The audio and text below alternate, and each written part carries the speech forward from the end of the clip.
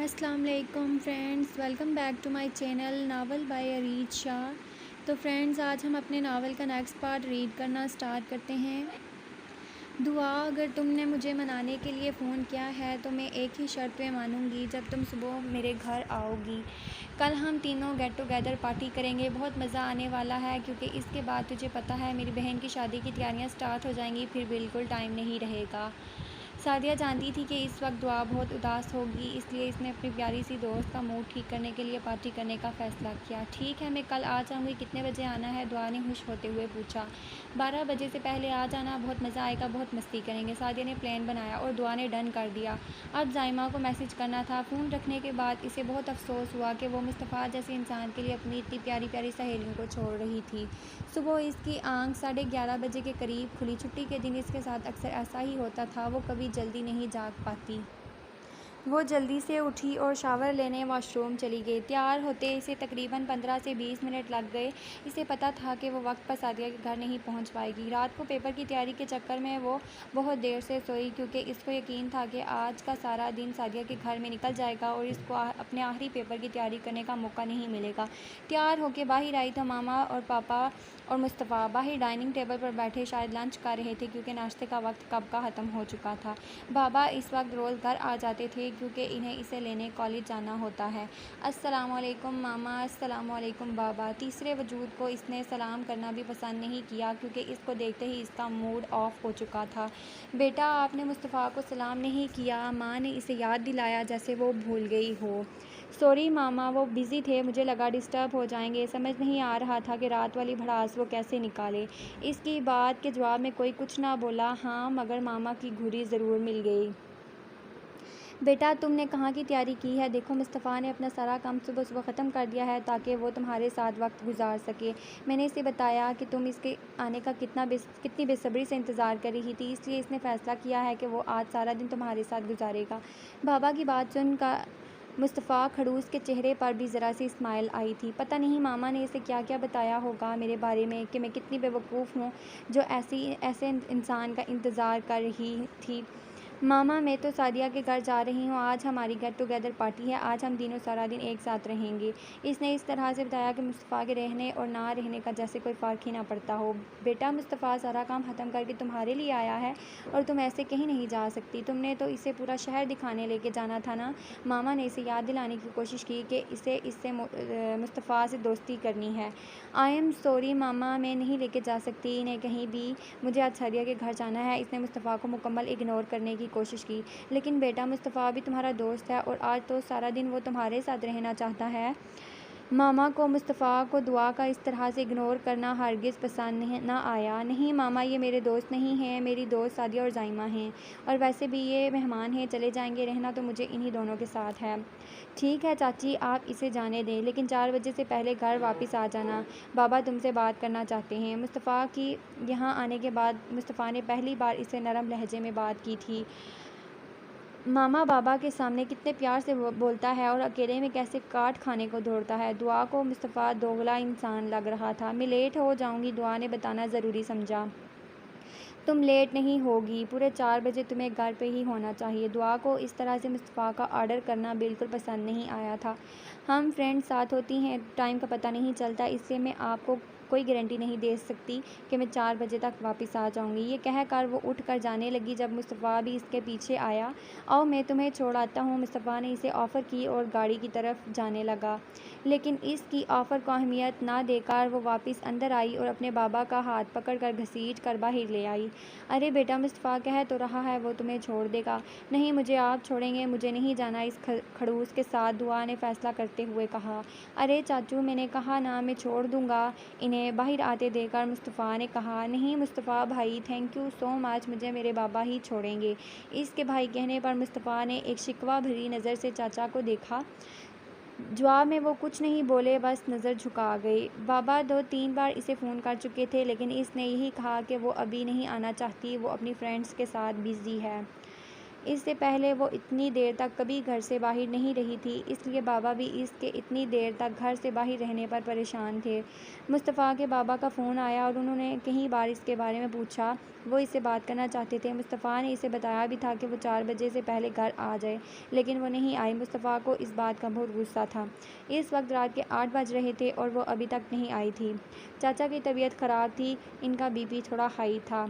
चाचू आप आराम करें, वो जब आएगी तो मैं इससे पूछ लूँगा। अगर आप कहें तो मैं उसे लेने चला जाता हूँ। नहीं बेटा, वो अपने दोस्तों के साथ वापस आ जाएगी। वो मुस्तफ़ा के सामने ज़रा शर्मिंदा से होकर बोले। कोई बात नहीं चाचू, आप क्यों परेशान हो रहे हैं? आप जाइए, आराम कीजिए, आ जाएगी वो घर, मुस्तफ़ा ने कहा। लेकिन इसके चेहरे के तासरात से इसके गुस्से का अंदाज़ा लगाना बहुत आसान था। वो घर आई और बेफ़िक्र होकर अपने कमरे में जा रही थी, जबकि टीवी लॉन्च में वो मुस्तफ़ा को बैठा देख चुकी थी। इसे आता देखा और मुस्तफ़ा उठकर खड़ा हो गया। वक्त देखा है तुमने? एक बेहद सख्त आवाज़ ने इसका रास्ता रोका। मुड़कर देखा तो मुस्तफ़ा सीने पर हाथ बांधे टीवी लॉन्च से बाहर आया था। जी देख लिया है, दुआ ने मुड़कर जवाब दिया और फिर अपने कमरे में जाने लगी। मैंने क्या कहा था तुमसे? 4 बजे से पहले घर आ जाना। बाबा तुमसे बात करना चाहते हैं और तुम अब आ रही हो। रात के 8:45 बजे ये वक्त है तुम्हारा घर आने का। अच्छी लड़कियां इतनी देर तक घर से बाहर नहीं रहती, मुस्तफ़ा ने नरमी से समझाना चाहा। आप मुझे ना बताएं कि अच्छी लड़कियां क्या करती हैं और क्या नहीं। आप और आपके बाबा से मुझे बात करने में कोई दिलचस्पी नहीं है और मैं आपके मुताबिक अपना टाइम टेबल सेट नहीं कर सकती। ये कहकर दुआ अपने कमरे में जाने लगी। मेरे बाबा हॉस्पिटल में हैं, इन्हें फ़ोन पर बात करना मना है। मुश्किल से सारे दिन में एक बार बात करने की इजाज़त मिलती है। वो तुमसे बात करना चाहते थे और तुम्हारी पार्टी ख़त्म होने का नाम नहीं ले रही। मुस्तफ़ा वाकई ही बहुत गुस्से में था। दुआ को भी इसके बाबा के बारे में जानकर बहुत अफसोस हुआ, लेकिन वो ज़ाहिर नहीं करना चाहती थी। देखें मुस्तफ़ा भाई, मुझे आपके पापा से बात करने में कोई इंटरेस्ट नहीं है। शट अप, ख़बरदार, जो तुमने मेरे बाबा के बारे में कुछ भी कहा, बाबा से बात तुम्हारे अच्छे भी करेंगे और अगर आज के बाद तुमने मुझे भाई कह के पुकारा तो ज़ुबान खींच लूँगा तुम्हारी। वो इतने ज़ोर से धड़ा कि दुआ 2 कदम पीछे हटी। कुछ ज़्यादा ही छूट दे रखी है चाचा चाची ने तुम्हें, अब तुम्हारा दिमाग मैं ठिकाने पर लगाऊंगा। ये कहकर वो बाहर निकल गया, जबकि दुआ को ये सोचकर गुस्सा आ रहा था कि इसके घर आया एक मेहमान इस पर हुक्म चला रहा है, और साथ में रोना भी, क्योंकि आज तक दुआ से किसी ने इतनी सख्त लहजे में बात नहीं की थी।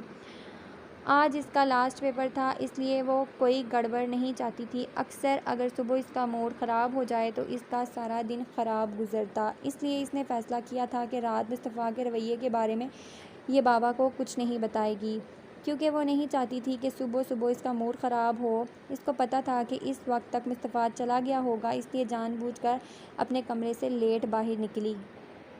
लेकिन शायद आज इसकी किस्मत में इसका मूड ख़राब होना लिखा हुआ था, क्योंकि कमरे से बाहर निकलते ही मुस्तफ़ा बाहर नज़र आ गया। मुस्तफ़ा को मुकम्मल इग्नोर करके इसने सबको सलाम किया। सफ़ेद यूनिफॉर्म में पोनी टेल किए बहुत प्यारी लग रही थी। वैसे इनके कॉलेज में यूनिफॉर्म नहीं पहनी जाती थी, लेकिन पेपर के दौरान बाहर कॉलेज से डीओ आते थे, जिसकी वजह से टीचर्स ने मुकम्मल यूनिफॉर्म में आने के लिए कहा था, ताकि इन लोगों के कॉलेज का निज़ाम ख़राब ना लगे। जबकि इनके कॉलेज में 2 सेक्शंस थे, लड़कियों का अलग और लड़कों का अलग, जिनमें से कुछ क्लास एक साथ होती थी जिसमें लड़के और लड़कियां एक साथ लेक्चर लेते। बाकी कॉलेज की तरह इसके कॉलेज में भी हर तरह की आज़ादी थी। चले बाबा चलते हैं, इसने बाबा को मुखातिब करते हुए कहा। बेटा नाश्ता तो कर लो, मामा ने मोहब्बत से कहा। मामा मैं कॉलेज में कर लूँगी, अभी बिल्कुल टाइम नहीं है, लेट हो रही हूँ। इसने टेबल से एक एप्पल उठाया और फिर से बाबा से कहा, हाँ बेटा, आज से तुम्हें मुस्तफ़ा छोड़ने जाया करेगा। सुबह सुबह ही इसके सर पर धमाका किया गया। आज से नहीं बाबा, सिर्फ आज ही जाना है, आज आखिरी पेपर है मेरा और मुझे आप ही छोड़ने जाएंगे। उठें, उसने बाबा का हाथ पकड़कर उठाते हुए कहा। हाँ बेटा, वही तो कह रहा हूँ, आज तुम्हें मुस्तफ़ा कॉलेज छोड़ जाएगा, बाबा ने समझाते हुए कहा। मुझे आप छोड़ने जाएंगे। इस वक्त वो बाबा को नहीं बताना चाहती थी कि मुस्तफ़ा ने उस रात इसको कितना डांटा, क्योंकि ये बताने का इरादा वो गाड़ी में रखती थी। ज़िद मत करो, मैं बाहर गाड़ी में इंतज़ार कर रहा हूँ, जल्दी आओ, ये कहकर मुस्तफ़ा बाहर चला गया। जबकि इसके ऑर्डर चलाने पर दुआ ने बाबा की तरफ देखा। एक मेहमान इसके मामा बाबा के सामने इस पर ऑर्डर चला रहा है। जाओ बेटा, वो इंतज़ार कर रहा है। इसको इसी तरह खड़े देखकर बाबा ने कहा, जबकि वो रूठे अंदाज में घर से बाहर निकल गई और इसके इस तरह से रूठने पर इसके माँ बाप एक दूसरे को देखकर मुस्कुराए। सारे रास्ते दुआ चुप रही, कुछ ना बोली। इसका सारा ध्यान खिड़की से बाहर की तरफ था। खिड़की से बाहर भी कुछ इंटरेस्टेड ना था, क्योंकि ये रास्ता वो रोज़ देखती थी। कौन से सब्जेक्ट हैं तुम्हारे? बहुत नरमी से सवाल आया, लेकिन दुआ ने जवाब देना ज़रूरी ना समझा। देखो दुआ, रात वाली बात की वजह से मुझसे नाराज़ हो तो तुमने वाकई गलती की है। क्या लड़कियां अच्छी लगती हैं? इतनी रात गए बाहर रहती। बहुत देर जवाब ना मिलने पर मुस्तफ़ा ने फिर कहा, 1 मिनट में आपसे नाराज़ क्यों होंगी? आप ना तो मेरे दोस्त हैं और ना ही मेरे भाई, सिर्फ कज़न हैं। और कज़न ऐसा रिश्ता नहीं है जिसकी बिना पर नाराज़ हुआ जाए। और जहाँ तक मेरा रात को घर देर से आने की बात है, तो एक बात आप जान लें, आप हमारे घर के मेहमान हैं। आप मेरी पर्सनल लाइफ में दखल अंदाज़ी नहीं कर सकते। मैंने बाबा और मामा को आपके रवैये के बारे में नहीं बताया। इसका मतलब ये नहीं है कि मैं आपसे डर गई हूँ या आपकी बात मान रही हूँ, बल्कि इसका मतलब ये है कि आप मेरी लाइफ में इतनी अहमियत रखते ही नहीं हैं कि मैं आपके बारे में अपने घर वालों को बताऊं या ख़ुद सोच कर अपना वक्त ज़ाया करूं। मैं आपका लिहाज सिर्फ इसलिए कर रही हूं क्योंकि आप चंद दिन के मेहमान हैं। बेहतर होगा कि ये अपना हुक्म कहीं और जाकर चलाएं। मुझ पर इतना हक नहीं रखते आप। लगी लिपटी रखे बगैर वो अपने दिल की सारी भड़ास निकाल चुकी थी। हक, सारी तकरीर में मुस्तफ़ा ने सिर्फ हक लफ्ज़ ही नोट किया था। तुम्हें मुझसे नाराज़ होने का हक मैं खुद देता हूँ। तुम अपने माँ बाप से मेरी शिकायत करो या मेरे ख़िलाफ़ कुछ भी बताओ, मुझे तुम्हें कुछ भी कहने से वो नहीं रोक सकते। और मेरा हक नहीं है तुम पर? उसने मुस्कुराकर अपनी गर्दन नफ़ी में हिलाई। अपने माँ बाप से पूछना मैं क्या हक रखता हूँ तुम पर? इतना हक उनका नहीं है जितना मेरा है। मुस्तफ़ा बोले जा रहा था, लेकिन दुआ सुनने में भी कोई इंटरेस्ट ना रखती थी। जाओ, तुम्हारा कॉलेज आ गया। इसके कॉलेज के सामने गाड़ी रोककर बोला, पेपर ठीक से देना, सोच समझ कर हल करना। मुझे नालायक लोगों से सख्त चिढ़ है और तुम्हारे पुराने रिज़ल्ट्स में देख चुका हूँ। ये कहकर वो चला गया। जबकि दुआ समझ नहीं पा रही थी वो इससे बता रहा है या फिर धमका रहा है। या अल्लाह, ऐसा कज़न मैंने नहीं मांगा था। मुझे तो एक अच्छा सा कज़न चाहिए था जिससे मैं अपनी हर बात शेयर कर सकूँ, अपना बेस्ट फ्रेंड बना सकूँ। इसको आप वापस ले लो। हिटलर, खड़ूस, सड़ू, अकड़ू, इसको खुतबात से नवाजती वो कॉलेज के अंदर आ गई। कैसे हो इंस्पेक्टर? मुस्तफ़ा। फ़ोन उठाते ही एक आवाज़ इसके कानों में पड़ी। माफ़ कीजिएगा जनाब, मैंने आपको पहचाना नहीं। मुस्तफ़ा ने एक दफ़ा नंबर देखा, फिर कान से लगाया। तुम मुझे नहीं पहचान सकते मुस्तफ़ा, लेकिन तुम्हारी बहादुरी के इतने किस्से सुने हैं कि अब मुझे तुमसे मिलने का तजस्सुस हो रहा है। आप हैं कौन? पहले ये बताना पसंद करेंगे? मुस्तफ़ा को इसकी बातों में कोई ख़ास इंटरेस्ट ना था। हाँ, क्यों नहीं, ज़रूर बताऊंगा, लेकिन ऐसे नहीं, तुमसे मिलकर। वैसे बहुत नायाब और अनमोल चीज़ लेके जा रहे थे सुबह। ऐसी नायाब चीज़ों को बुग़ल में लेकर नहीं घूमा करते। ज़माना बहुत ख़राब है। गोया इसे डराया गया। यकीनन वो दुआ की बात कर रहा था और वो दोस्ताना लहजे में छुपा इसका कोई दुश्मन था। बकवास बंद करो। कौन हो तुम? मुस्तफ़ा ने गुस्से से कहा। वही जिसे तुम ढूंढ रहे हो, तारिक भट्टी। मुस्तफ़ा ने लम्हे की देर किए बगैर पहचान लिया। इतनी मोहब्बत करते हो तुम मुझसे कि एक लम्हे में पहचान लिया? आगे से कहका लगाया गया। तुमसे कितनी मोहब्बत करता हूँ ये तुम्हें मैं अपने थाने में डंडे से बताऊँगा। मुस्तफ़ा इसके अंदाज में बोला। ज़ुबान संभाल के बात करो मुस्तफ़ा, ये ना हो कि मुझे थाने में ले जाने की ख्वाहिश पूरी हो ना हो। हाँ, मगर क्या नाम है इस चिड़िया का? दुआ सुल्तान। कहीं मेरी ख्वाहिश न बन जाए। ख़बरदार, तुमने दुआ का नाम भी लिया तो मैं तुम्हारी ज़ुबान खींच लूँगा। मुस्तफ़ा गुस्से से धाड़ा। मुस्तफ़ा, अपनी कमज़ोरियों को बुग़ल में दबा कर नहीं घूमना चाहिए, समझाया गया। तारिक भट्टी जो अपनी कमज़ोरियों को साथ लेकर चलते हैं, इन्हें इनकी हिफाजत करना भी आता है। तुमने अगर दुआ पर आँख भी उठाई तो ज़िंदगी पर कुछ देखने के काबिल नहीं रहोगे। वो जैसे ही कॉलेज से निकली, मुस्तफ़ा पहले से इसके इंतज़ार में खड़ा था। इसे देखने के बावजूद वो इसे इग्नोर करके सादिया की गाड़ी में आ बैठी। क्या हुआ, तुम्हारे बाबा नहीं आए? नहीं, शायद वो नहीं आए। कोई बात नहीं, तुम छोड़ दो मुझे, दुआ ने आर्डर दिया। ओके मैडम, और कोई हुक्म? सादिया ने मुस्कुराकर कहा। नहीं, फ़िलहाल बस इतना ही, चलो। मुस्तफ़ा जानता था कि वो जान चुकी है कि वो इसे लेने आया है, लेकिन फिर भी वो इसकी गाड़ी में बैठने के बजाय किसी दोस्त के साथ जा रही थी। मुस्तफ़ा को बहुत गुस्सा आया। वो गाड़ी से निकला, तब तक सादिया की गाड़ी स्टार्ट होकर कॉलेज से बाहर निकल चुकी थी। दुआ, तुम खुद मुझे सख्ती करने पर मजबूर करती हो। बड़ा बड़बड़ाते हुए वो गाड़ी में आ बैठा। अभी सादिया की गाड़ी ने एक ही मोड़ काटा था कि मुस्तफ़ा की गाड़ी बिल्कुल इसके सामने आ रुकी। वो गुस्से से गाड़ी से निकला और इनकी गाड़ी के करीब आया। दुआ के साइड का डोर खोला। चलो मेरे साथ दुआ, जब तुम देख चुकी हो मैं तुम्हें लेने आया हूँ तो फिर मुझे इग्नोर करने का क्या मकसद है? मुस्तफ़ा ने इससे पूछा। मैंने आपको नहीं देखा था, दुआ ने झूठ बोला, लेकिन वो इस वक्त बीच सड़क पर इससे बहस नहीं करना चाहता था। खैर कोई बात नहीं, अब तो देख लिया, चलो, मुस्तफ़ा ने एक तरफ होकर कहा। नहीं, आज मैं अपनी फ्रेंड के साथ जा रही हूँ, दुआ ने सादिया की तरफ इशारा करते हुए कहा। दुआ, फिर मैं तुम पर गुस्सा करता हूँ तो तुम्हें बुरा लगता है? अपनी हरकतें देखी हैं तुमने? चलो यहाँ से। इसका हाथ पकड़कर ज़बरदस्ती घसीटते हुए वो गाड़ी से निकल कर अपने साथ ले गया, जबकि सादिया इन दोनों की कार्रवाई देख रही थी। छोड़े मेरा हाथ, आप मेरे साथ ज़बरदस्ती नहीं कर सकते, दुआ चिल्लाई। खबरदार, जो तुमने ज़बान से एक लफ्ज़ भी कहा।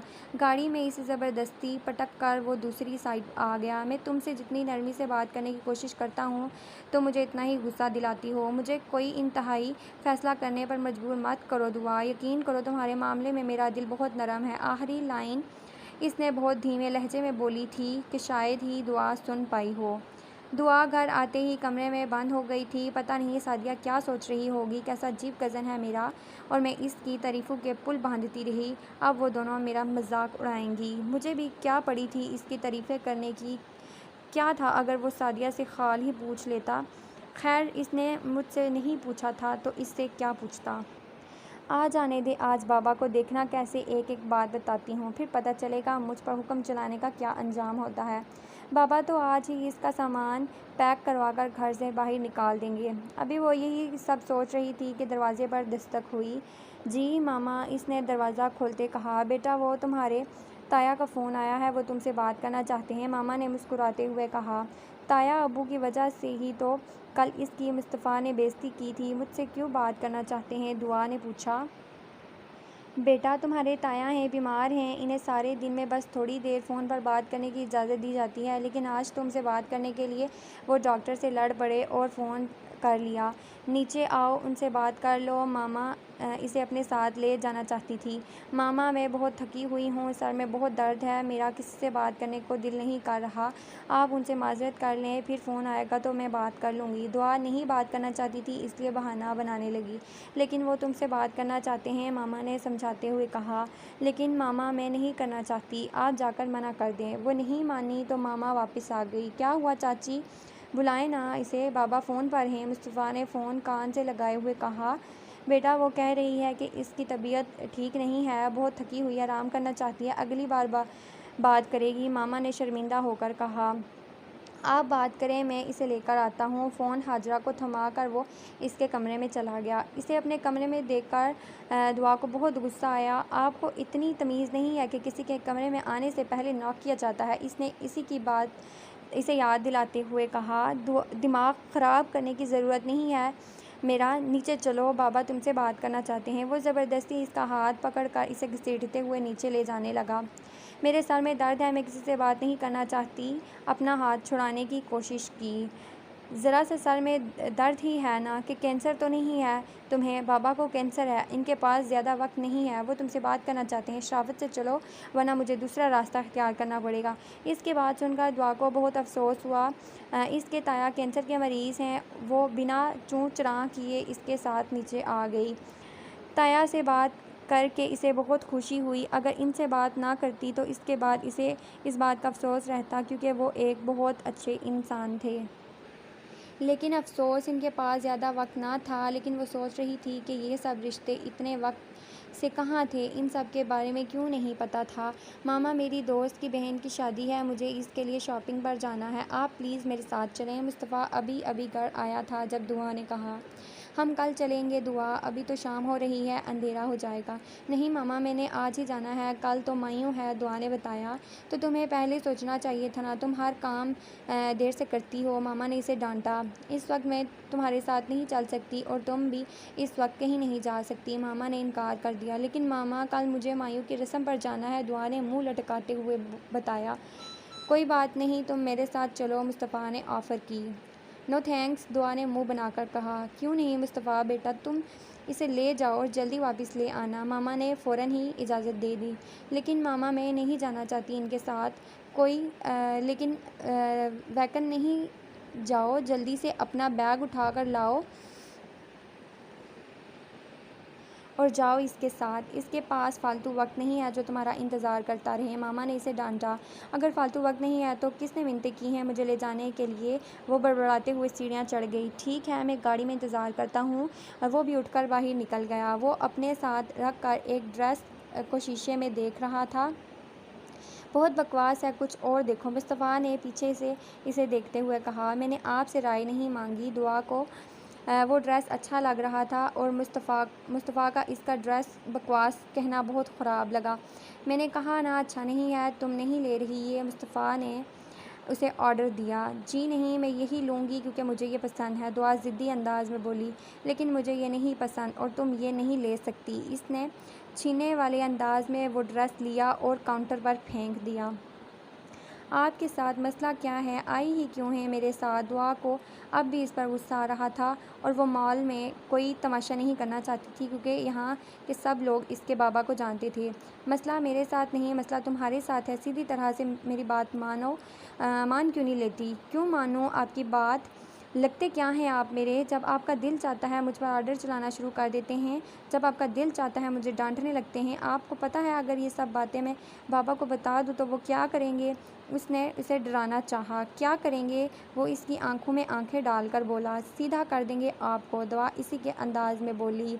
Oh really? मैं डर गया। मुस्तफ़ा ने मजाक उड़ाया और मॉल में इसकी एक न चलने दी। मुस्तफ़ा ने इसके लिए अपनी पसंद की ड्रेस ली और पैक भी करवा ली। काश मॉल के लोग इसके बाबा की करीबी दोस्त ना होते तो कभी इसकी पसंद की ड्रेसेस ना लेती। लेकिन दुआ ने सोच लिया था वो सादिया की बहन की शादी में पुरानी ड्रेस पहन लेगी, लेकिन मुस्तफ़ा की पसंद की कभी नहीं पहनेगी। ऐसे ही आदत डालो मेरी सारी बातें मानने की, आगे ज़िंदगी में आसानी रहेगी। मुस्तफ़ा की बात ने जल्दी पर तेल का काम किया। क्यों, आप क्या हमेशा हमारे घर में रहने का इरादा रखते हैं? दुआ ने जल कर कहा। नहीं, बल्कि तुम्हें हमेशा के लिए अपने साथ ले जाने का इरादा रखता हूँ। क्या मतलब? दुआ ने कन्फ्यूज़ होकर पूछा। मतलब भी समझ में आ जाएगा, तुम थोड़ा सब्र तो करो, मुस्तफ़ा ने मुस्कुराते हुए कहा। चलो घर आ गया, तुम अंदर जाओ, मुझे कुछ काम है, करके आऊँगा। हाँ तो जाए ना, मुझे क्यों बता रहे हैं? मैं कौन सा आपके इंतज़ार में मरी जा रही हूँ? वो पहले ही गुस्से में थी। फिर वो जल कर बोली, जिस पर मुस्तफ़ा ने कहका लगाया। आज नहीं कर रही, आगे तो करोगी ना? नहीं, मेरा दिमाग इतना ख़राब नहीं है। ज़ोर से गाड़ी का दरवाज़ा बंद करके वो अंदर चली गई। लेकिन तुमने मेरा दिमाग ख़राब कर दिया है। दिमाग के साथ साथ नीयत भी। वो मुस्कुराते हुए यही सोच रहा था और इसे अंदर जाते देखा। जैसे ही वो दरवाजे से अंदर हुई, इसलिए गाड़ी स्टार्ट कर दी। जिस दिन से तारिक भट्टी ने इसे दुआ के हवाले से धमकी दी थी, वो दुआ को एक सेकंड भी अकेला नहीं छोड़ना चाहता था, क्योंकि तारिक भट्टी ने इसकी दुखती रग पर हाथ रखा था। तारिक भट्टी जान चुका था कि दुआ इसकी कमज़ोरी है। अब वो बहुत जल्द दुआ और अपना फ़ैसला करना चाहता था। आज सादिया की बहन की मायूं थी। दुआ ने जानबूझकर मुस्तफ़ा का दिलाया हुआ ड्रेस नहीं पहना। वो पुराना ड्रेस पहन कर तैयार होकर नीचे आ गई। तुमने ये ड्रेस क्यों पहना है? कितना प्यारा ड्रेस दिलाया था, मुस्तफ़ा ने कहा। मुझे आपका प्यारा सा ड्रेस पसंद नहीं है और मैं वो नहीं पहनूंगी। दुआ हमेशा अपनी पसंद की चीज़ें लेती है। दुआ ने इसे बताना ज़रूरी समझा। हाँ बाबा ठीक है, आज के बाद अपनी पसंद की चीज़ें लेना, लेकिन आज तो वो वाला पहन लो। क्या सहेली की शादी में पुराने कपड़े पहन कर जाओगी? मुस्तफ़ा ने समझाते हुए कहा। जी नहीं, मैं नहीं पहनूंगी। जो चीज़ मुझे पसंद नहीं होती तो वो मैं इस्तेमाल नहीं करती। ठीक है, अगर तुम वो ड्रेस नहीं पहनोगी तो तुम शादी पर नहीं जा सकती, मुस्तफ़ा ने फ़ैसला सुनाते हुए कहा। मैं जाऊंगी और अपनी पसंद की ड्रेस पहन कर ही जाऊंगी, आप मुझे नहीं रोक सकते। और हर बात पर मुझ पर ऑर्डर चलाना बंद करें, दुआ ने गुस्से से कहा। ठीक है, तुम कहीं नहीं जा सकती। मुस्तफ़ा ये कहकर बाहर निकल आया। चाचा चाची जब तक ये ड्रेस चेंज नहीं करेगी ये घर से बाहर नहीं जा सकती। आप भी इसे कहीं नहीं लेके जाएंगे। गोया इसने मामा बाबा पर भी ऑर्डर चलाया। मामा बाबा इन्हें समझाते क्यों नहीं हैं, इनकी हर बात क्यों मानते हैं। मैं इनकी हर बात नहीं मान सकती।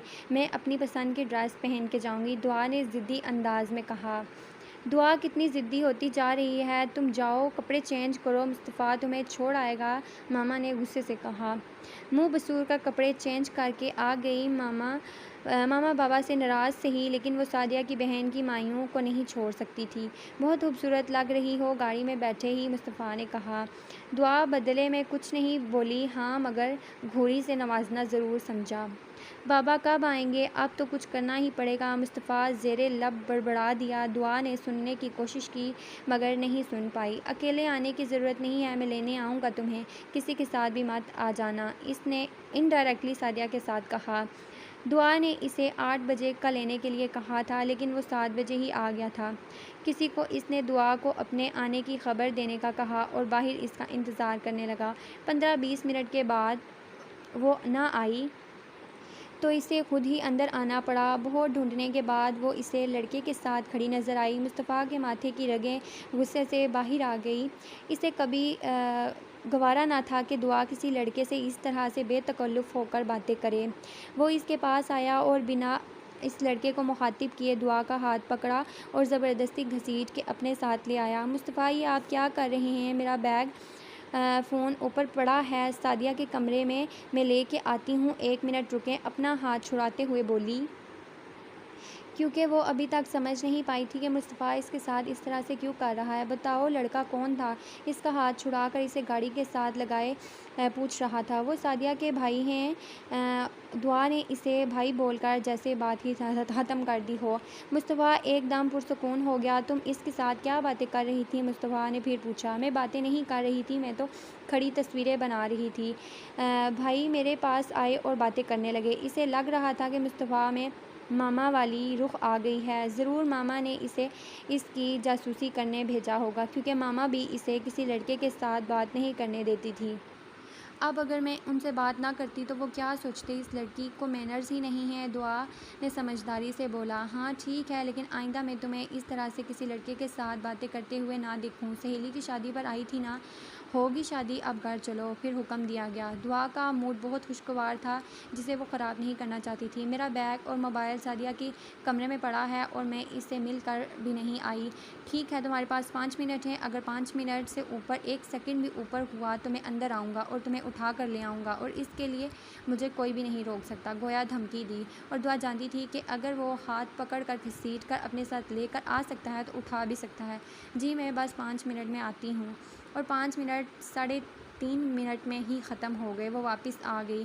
देखा कितनी जल्दी वापस आई, दुआ ने फूली सांस में खुश होकर कहा, जैसे बहुत बड़ा कारनामा कर दिखाया हो। गुड गर्ल, आइंदा भी ऐसे ही मेरी सारी बातें मानना।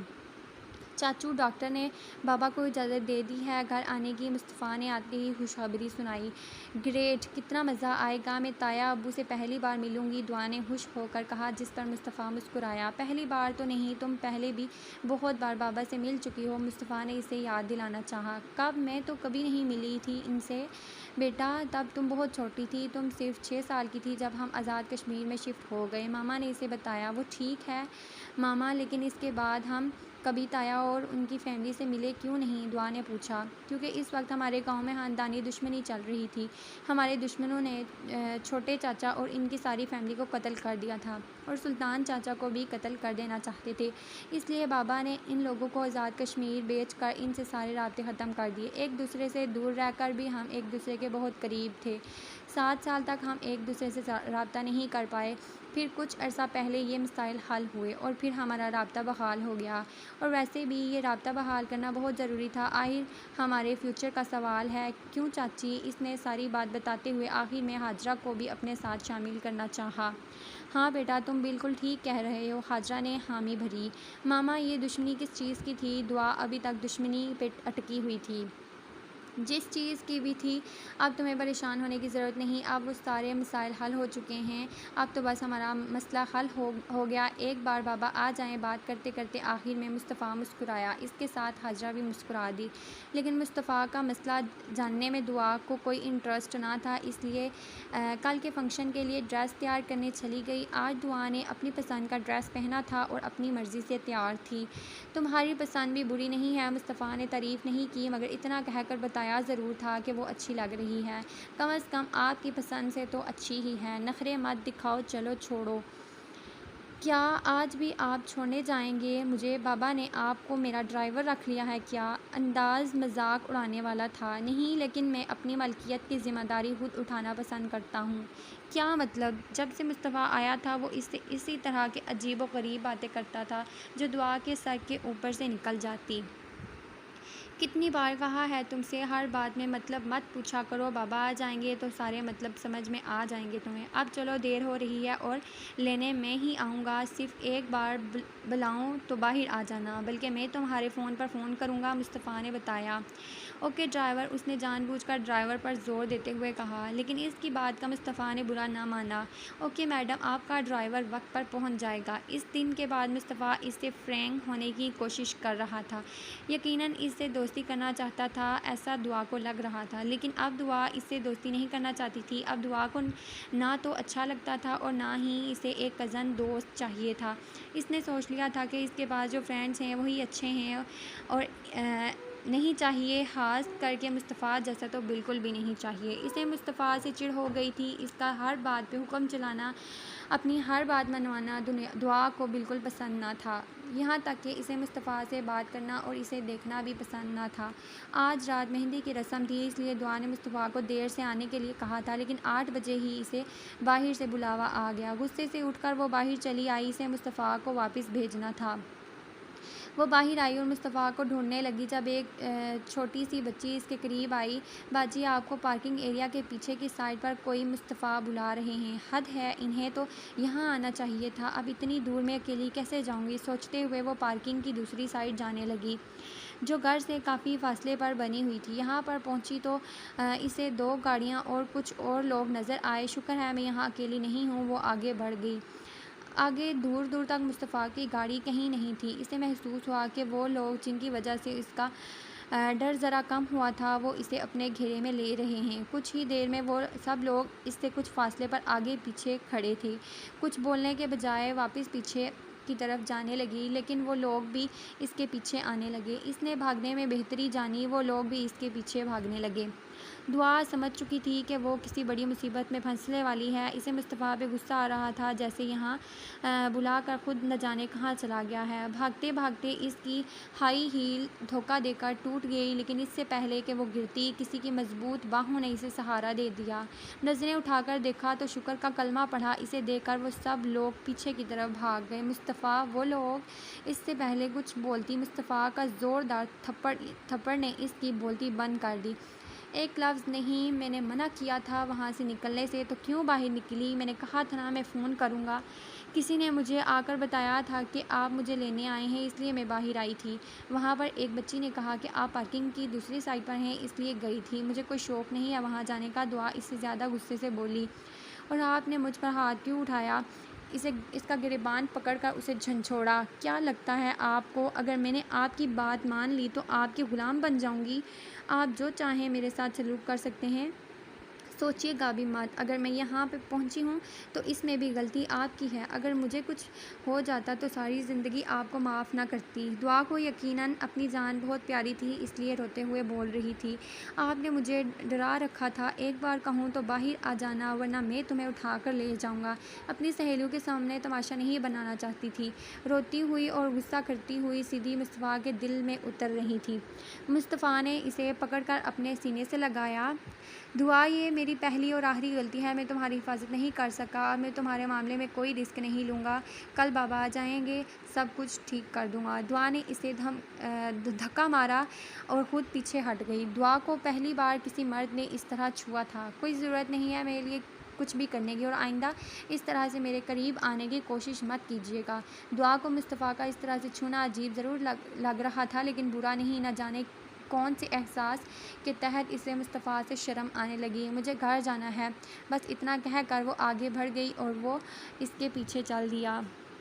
दुआ ने घर आते ही एलानिया तौर पर सबको बताया कि मुस्तफ़ा ने इसे थप्पड़ मारा है, लेकिन ना तो मामा ने कोई अहमियत दी और ना ही इसके प्यारे बाबा ने। ज़रूर तुमने ही कोई गलती की होगी, मुस्तफ़ा इतना समझदार बच्चा है, वो कभी इस तरह की हरकत नहीं करेगा।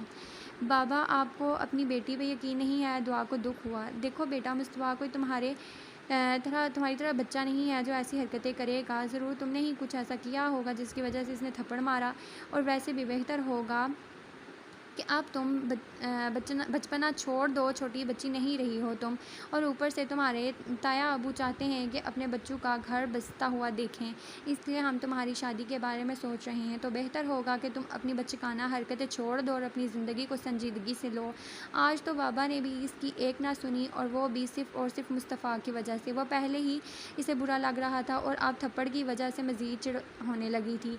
मामा बाबा की बेरुखी